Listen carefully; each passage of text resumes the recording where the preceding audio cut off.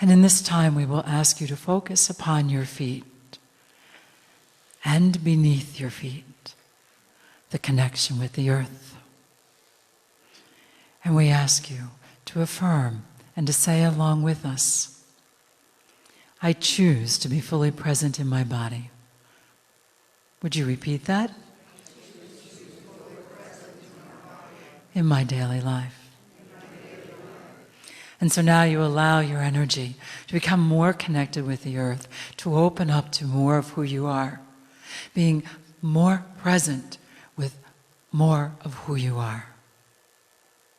Knowing that that cycle is never ending and that it is always growing as your body continues to respond to the energetic changes of the planet and the change within your DNA.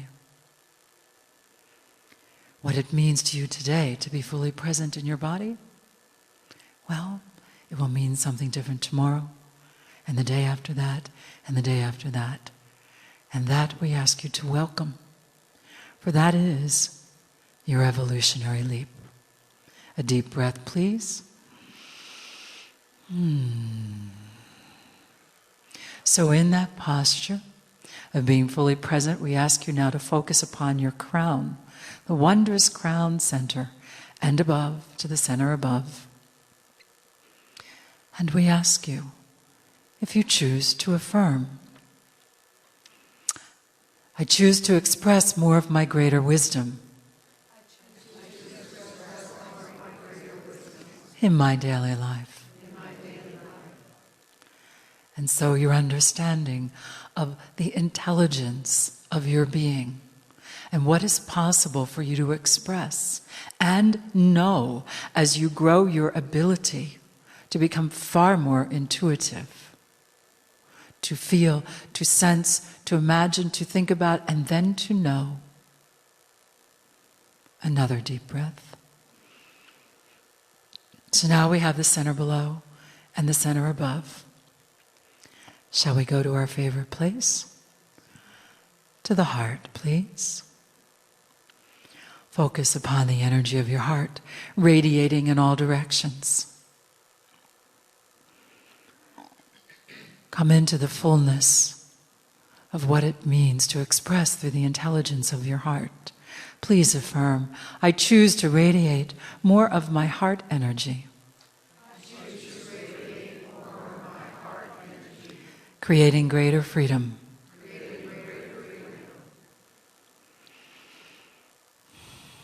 And another deep breath.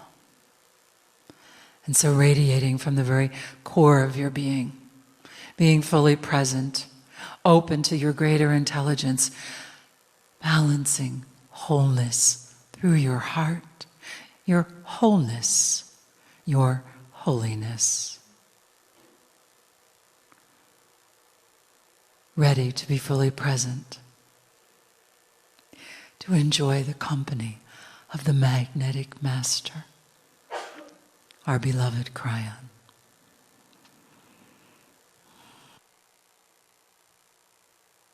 Greetings, dear ones. I am Kryon of Magnetic Service. And again, my partner steps aside, and the purity of the message is enhanced. I say that, for even he is experiencing differences in the energy of what he has done for 23 years, which is spiritual. The very process of channeling is also shifting. If indeed channeling is an open message coming from the portal of the pineal, and if indeed the energy of the planet is starting to support this, it means that that particular channel, that opening, that portal is going to get bigger. And for him, it's different. For him, it doesn't necessarily feel comfortable. And this, he is even dealing with. More energy comes in. It affects his physiology. It affects what he's used to. And so even in the delivery of the messages, he has noted they become shorter. They have to. portal is larger. More is being transmitted in the third language than ever before, even to the listener after the fact, even to the reader on the page. There is an energy that is multidimensional, that carries messages far beyond that which is verbal or written. And it rides along with this message as you hear it right now. There is so much more at hand as we open this and begin to speak. Each human in the room and reading these words or listening to this message has a life path which is unique. None of you the same. You might think that might be very complex. And yet for spirit is not. For the wholeness of all of you is hooked together. It is a oneness of a puzzle where the attributes of the one help the other in ways you're not even familiar with. And so it becomes complex, but again we say it is sweet, it is benevolent, it is on purpose. So, dear healer, and I know who is here and listening and reading, if you are experiencing issues and problems, now you know why. If the pipe is bigger, the water pressure may change. It may go down. If the pipe is bigger, if the delivery of the water is the same. The dynamics of what you are receiving as information and healing energy as a giver is changing. And you may have to adjust it in ways that you don't expect in order to get the same or better results. Know this, the design is that nothing is going to get worse, all right? That is the design. 2014 is the beginning of the enhancement of the old soul's ability to work on the planet directly with the energy that you always expected as an old soul.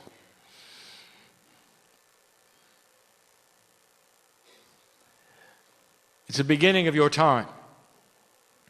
And it's going to take a while, and some of you are not going to feel it for a while because you're different. But in general, there should be a feeling in all of you, and those listening, there should be a feeling that the year is different than last year. You ought to be able to take a deep breath and say, I'm so glad it's 2014. And feel the difference and not just echo what somebody's told you. And that is the personal touch of you and your innate, the intuition that you have. And so we began a series of lectures, never telling my partner when they're going to occur, about demystifying the New Age.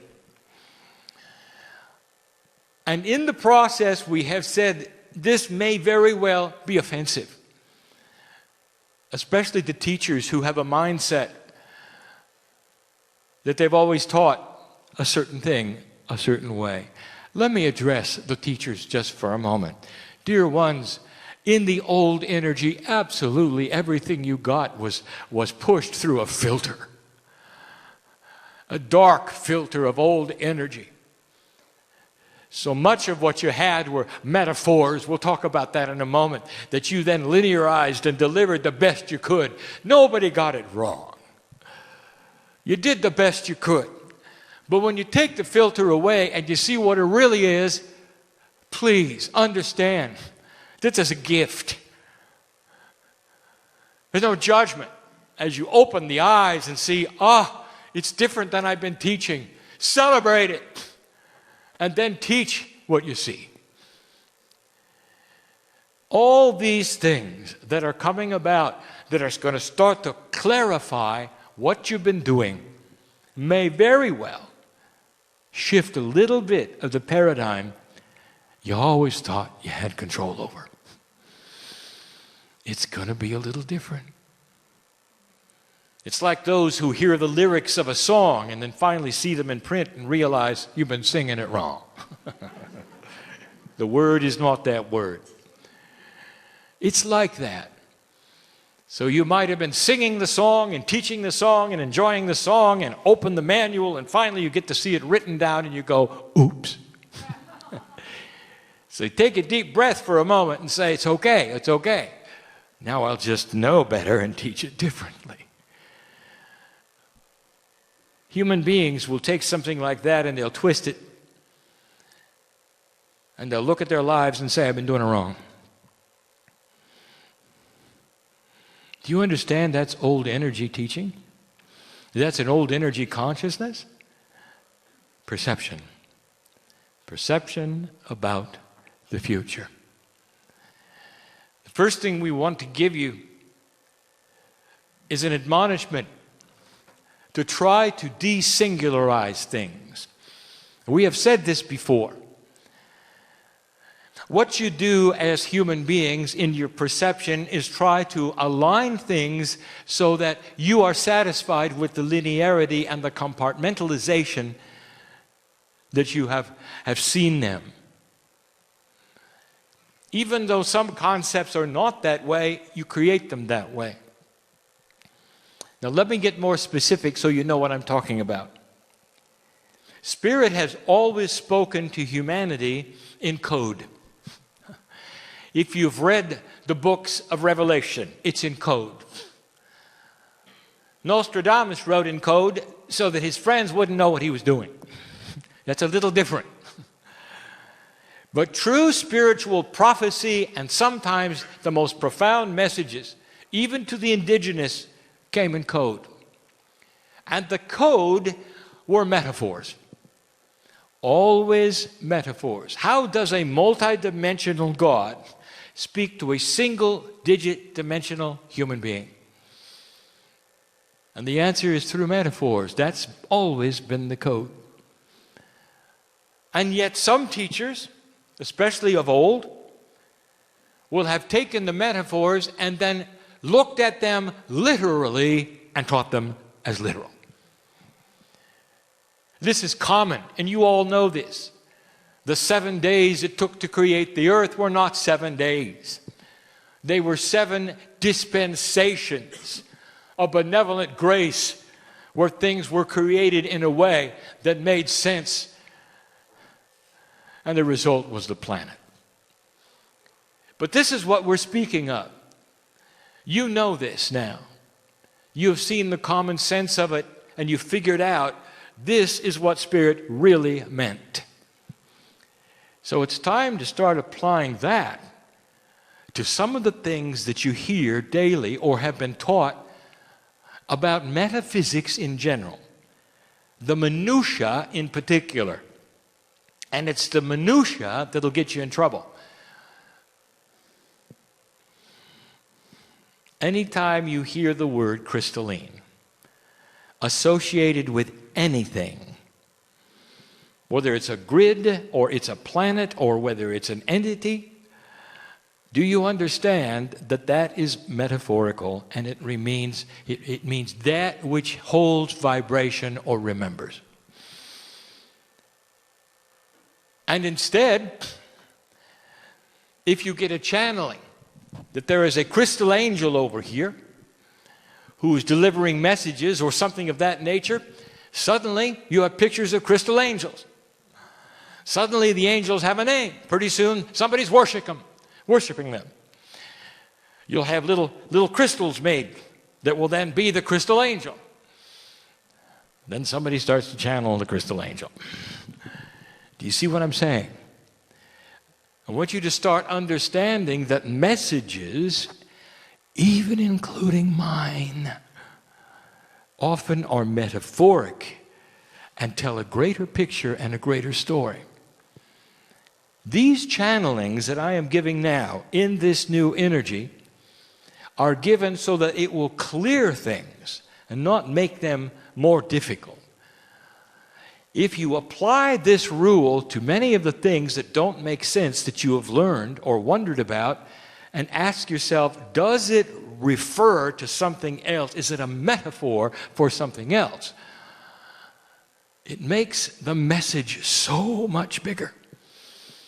So much bigger. We don't have specifics because if we gave them, it might hurt the hearts of the ones who've been teaching differently. And we won't do that. We won't do that. So we give you the generalization instead. Look at the things that have become objects and see if they are different than you thought. That's just one of many things we're asking you to do. Perception. Stop separating things. Right now, it is human beings' absolute normal behavior to separate. You separate to survive. And we have talked about this before, and we've said the biggest difference between the old and the new energy is that the old energy separated and survived because you walked in the dark. The new energy has the light turns on where you can see each other. There's no reason to separate. Instead, come together. Easier said than done. I want you to start practicing it in ways you don't even expect. Here's an example. Without offending anyone, without hurting anybody's heart. You meet a man and he's wearing a head cover. Let's discuss your thinking process. Immediately, the head cover would indicate his belief system, perhaps even where he's from, the lineage of what he might believe, and what that means because you know just enough about it, he's not going to like you. And so what do? Normally, you go another way. Perhaps he's from the Middle East. You're not. A little uncomfortable there. There are many in the Middle East who wear the head covering. Everything in your body, everything that your brain has been taught to do is to separate him from you. And your brain starts to tick off the reasoning and the logic. You don't have anything in common. If you get into a conversation, it will be a bad one because he doesn't believe what you believe. You don't believe what he believes. He's doing the lineage of what he has been taught. You're not. You are free. He's not. You understand? And you walk the other way. That is separation. That is intuitive. That is survival. Human being, it's going to take a lot of different thinking about the way things work for you to change that. Well, let's pretend you figured it out. You meet a man with a head covering, and here's what it tells you. That in his reality, it's his way of honoring the God inside him. That's it. He believes in God, and so do you. He honors his God so much, he's not afraid of what people will think. He's wearing a head covering. That's a little like you. You're not afraid of what you believe either. You've got something in common with this man. Now here's what happens next. Did you know that he expects you to walk away? He's been wearing a head covering all his life, and he's walking around in a society that doesn't. He's seen it over and over. And instead, what do? You shake his hand. You look in his eye. You greet the God in him and the God in you. You've got things in common. You don't even have to talk about it. You don't even have to make friends. What do you think his reaction is? He sees a balanced person who doesn't care if he's wearing a head covering. He's not asking why. He just met a friend. Do you understand what just happened? Not only did you change your paradigm, you changed his. And maybe he will go from that place less apt to think, that those who say they're esoteric are going to walk the other way. This is the beginning of a brand new set of rules. And we could extend this and extend it. We could talk about countries and what they might look at that would bring together other countries with them for strength instead of separation. The new paradigm is going to demand it. It's a new survival. You hear these things here in Channel. And you say, oh, how nice. It's a nice concept. And then you go outside, you forget. What I'm asking you to do is practice it. I dare you. How about that? And the reason I know how profound it is because I can see what's going to happen. I can see it because I've seen it already. The potential is so strong, I know it's there. It's not fortune telling to know a potential is 100%. You start doing this and you watch what happens. And it's not just a man with a head covering. It's the neighbor who doesn't believe what you believe. It's the one you've avoided. It's the one who perhaps even walks the other way when you come around. You get a chance in the chance meeting not to expect it. How about that? To walk right up to them and just greet them sweetly and move on. They'll think about that for a long time.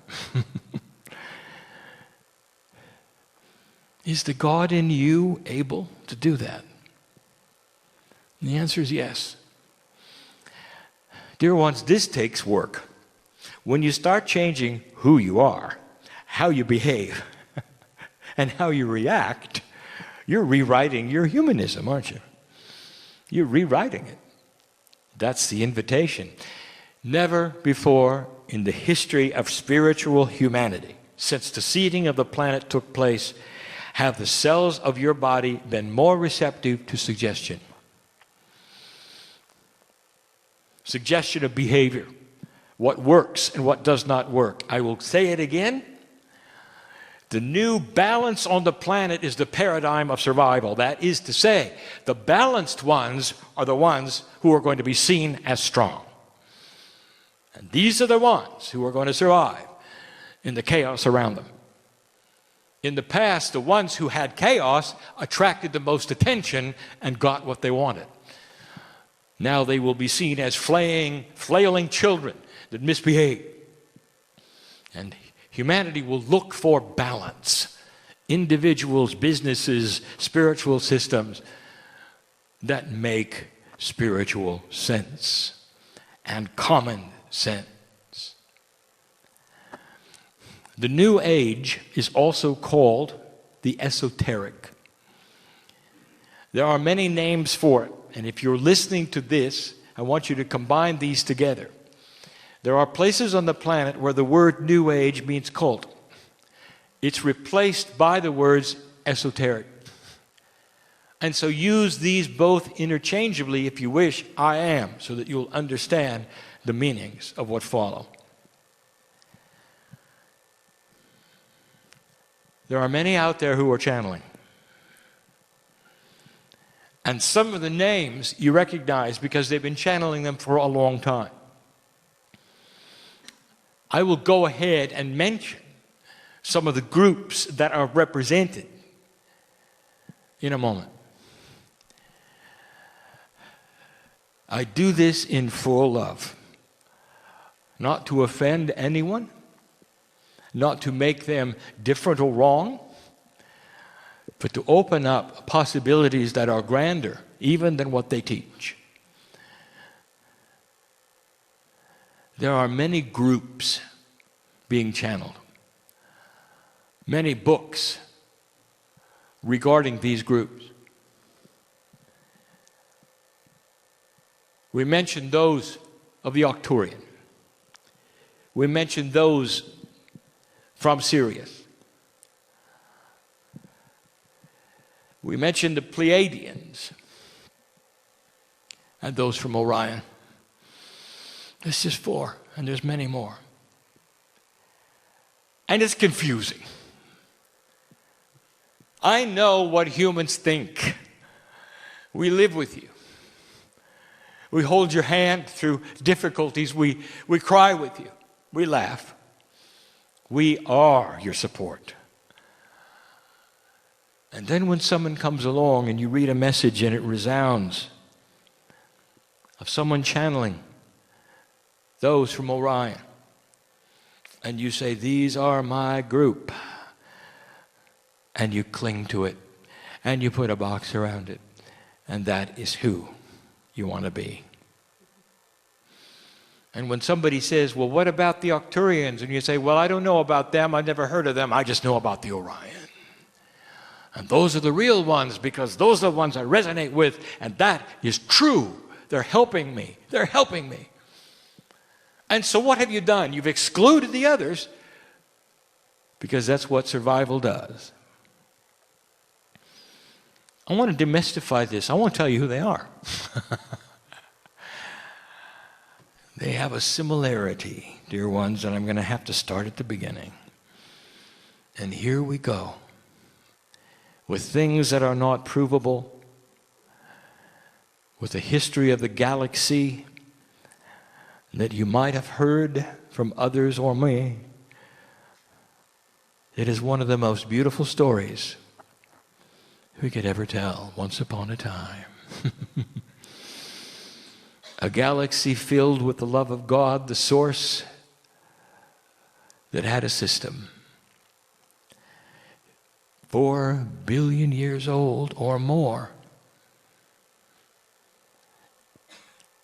Of a time where you could develop planets that were already there, already cool, and ready for life. And in this system, one at a time in the galaxy, one planet at a time, they would have the choice to be seeded with spirituality, have their DNA changed, and a test of thousands of years of whether in the process of living, if they could discover the God inside. And if they did, they had permission to go into ascension status where the physical actually melds into a multidimensionality and they become an ascended planet. And in the process of becoming an ascended planet,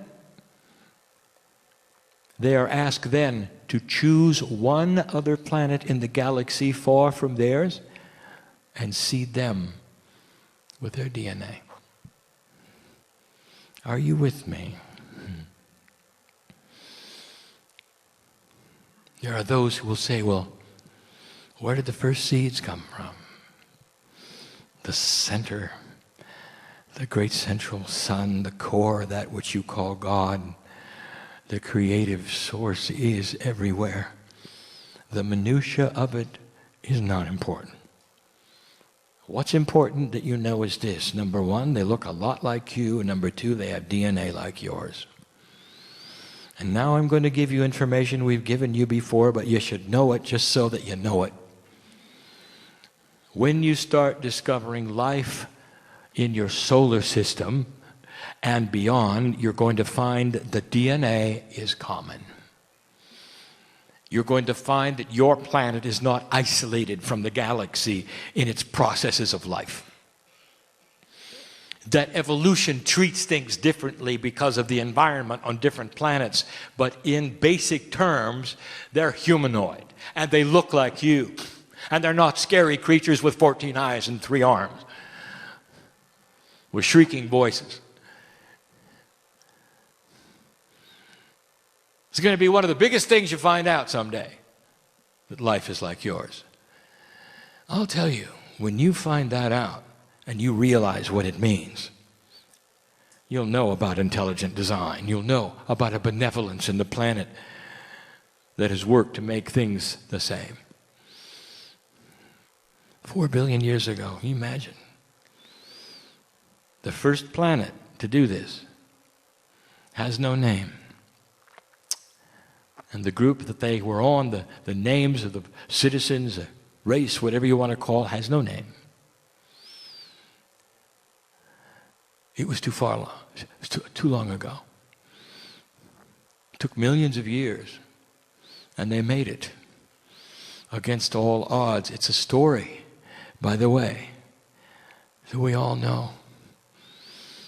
That was the beginning, and what a story it is, and what they went through. And then they seeded another planet, only one. Only one. In a beach of sand that goes as far as you can see, only one grain of sand gets selected for the choice. A special one. They found it and did it. And you don't know that one either. It's too long ago. That one didn't make it. And so they seeded another. And that one didn't make it. And they seeded another, and it made it. And you don't know their names either. It was too long ago. As an average, every single planet has to have approximately 1 million years from seeding to graduation. How does that make you feel? Let me tell you what year you're in. If we said 1, would it make sense?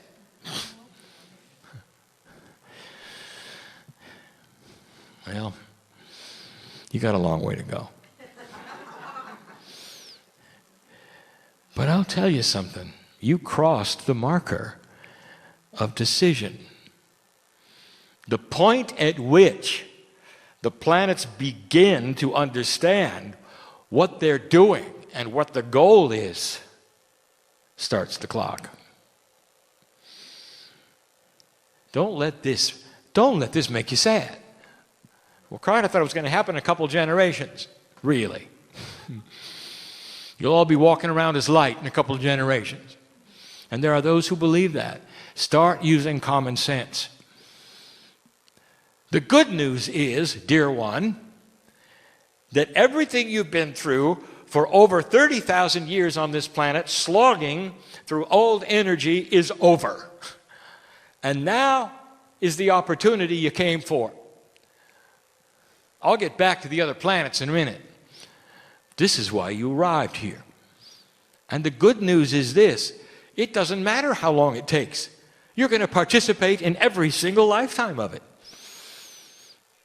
And when you arrive, let's talk about 3 or 4 generations from now. When you arrive as a new human being 4 lifetimes from now, let's say it's 300 years. You're going to awaken, and when you open your eyes, you're not just going to recognize your mother, you're going to recognize Earth. And your mind, within a few days, will be saying, welcome back, welcome back. And the child that you are, as soon as your eyes are focusing, will remember that's a cup, that's food. That's the creature who's married to mom. You'll have it figured out. Perhaps in a month you'll be walking, maybe sooner. You won't have to learn to read. We've told you this before. Look for this. Doesn't this make sense to you? This is what evolution that is spiritual is going to contain. There's going to be some fast tracking going on we haven't told you about yet. There's some masters coming back, and you won't see them as masters. You'll see them as inventors. It's okay. They don't care. Fast tracking. For you, what's next? As they bring a multi-dimensional inventions to the planet that allow you to understand the templates of matter. Now, that may mean nothing to you. Do you understand that if you knew the template of matter, no matter what the object was, you could create it? If you had the technology to understand the template, you could create what the template is. Let me ask you this. I shouldn't even tell you because there's too much objection. What if you could create fresh food? Oh, you're so smart. The idea of the replicator came out of the imagination of a man who was a Pleiadian. And he remembered it from his planet as being real. And it is. It makes sense. Ask a physicist. Don't take my word for this. I'm telling you what could be. And the reason you'll be able to do it is because you won't be interrupted by war and horror and plague. Is that okay? Do you see how this works? One planet led to another. 4 billion years, 1 million years at a time or more. Revolutions around the galaxy. How many revs? Many. You know, don't you, that all the planets and the stars go around the galaxy at the same speed. So there is a constant there. So every single galaxy has its own speed. It's the same as yours, by the way. And every sun and every planet on every sun has the same time clock if you measure in revs. So you can relate to each other as far as how long things take. If you talk to somebody else from another planet about years, they'll have no idea what you're talking about. Because that's your reality and not theirs. The Pleiadians are your parents. When their planet went into ascension, and they had the full God within, and they realized finally what they had gone through, why they had gone through, and what they were there for. Full pineal connection, 100% DNA. Still physical. You know what that's like? Don't look for their ships, all right? They're entangled with you. Come and go as they want, just by thinking about it. You were the next one after them. But they had parents of their own. And the name of those parents, well, they could be Arcturian, or Orion, or Sirian.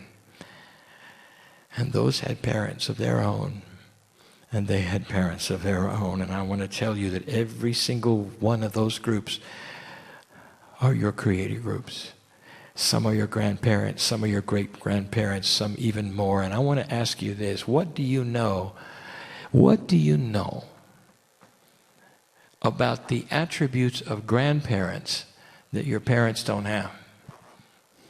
How do you feel about your grandparents, living or dead? You look at them different than your parents, don't you? Your parents are hands-on, aren't they? And your grandparents, they're not. They're the ones who want to entertain you and help you, and you're there all the time, and they take you places. Mom and Dad, a little different. The Pleiadians seated you, and they're the ones who are opening the time capsules. They're giving you all the information. They're the ones putting you through the tests. They're the ones who are saying, come on, let's go. But the grandparents, they're the ones giving the most help. Do you understand where this is going? Arcturian, Orion, Sirian. You have in your DNA who they are because it comes with the territory. Akashic inheritance. You know them. They know you. They're probably the most helpful groups on the planet. Don't separate them. Don't worship them. See the system, dear ones, for what it is, and absorb them all. Now we have right now with us. That's interesting.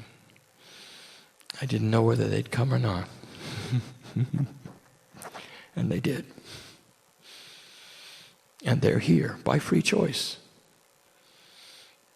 And they're celebrating the truth and the demystification of who they are.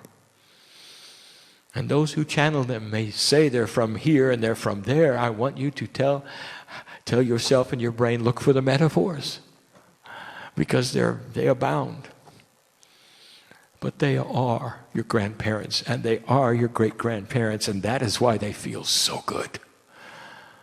And that is why the channeling from them is so pure and so excellent. If the channeler is doing it right. They love you. They know who you are. You're going to see more of them. And when I mean see, I mean awareness of perception of the old soul with things unseen but that are real. And so to this group of old souls who sits in front of me, I ask you, does this make sense? And are you all right with it? It's important to my partner and to me as Kryon, in the new teaching mode that I am now in, that the old souls who sit in front of me are understanding what I'm saying, and I'm not talking in code. I'm not talking right now in metaphors at all. I am talking about the reality and common sense of a system that is beautiful, right from the creative source which you call God. God is bigger than anything you've ever been told on this planet, anything. And as you start to perceive it, I want you to remember one thing before we say goodbye. As you start to perceive the wonder of the Creator, I want you to remember that's you. That's where it came from. Your Akashic lineage is God. Ponder it. It's about time you picked yourself up and stood tall and claimed it. Said hi to your grandparents. Maybe they've been waiting a long time for that. Too spooky? For some. For others, the truth rings like a bell of purity and answers the questions that they've been asking a long time. For it's time. You've got help. Acknowledge it, work with it, use it. And so it is.